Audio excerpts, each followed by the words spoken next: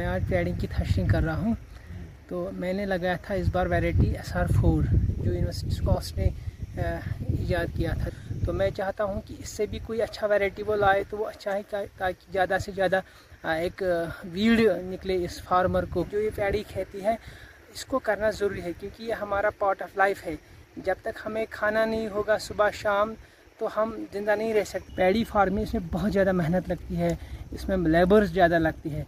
अब जो इनकी मशीनरी मैंने देखी, इनकी फार्म्स में अच्छी मशीनरी है, वो मशीनरी आम एक फार्मर के पास पहुंचना चाहिए। एक सब्सिडी बेस्ड पे उनको भेजना चाहिए एक फार्मर को, ताकि गवर्नमेंट को भी सपोर्ट, ताकि फार्मर को लगे कि हमें गवर्नमेंट हर एक लेवल पे सपोर्ट कर रहा है। जिस तरीके से गवर्नमेंट सपोर्ट कर रही है, कई स्कीम्स दे रहे हैं एग्रीकल्चर में, तो इसी तरीके से एक स्कीम आना चाहिए। पैडी पे भी एक अच्छा पर्टिकुलर स्कीम रखना चाहिए।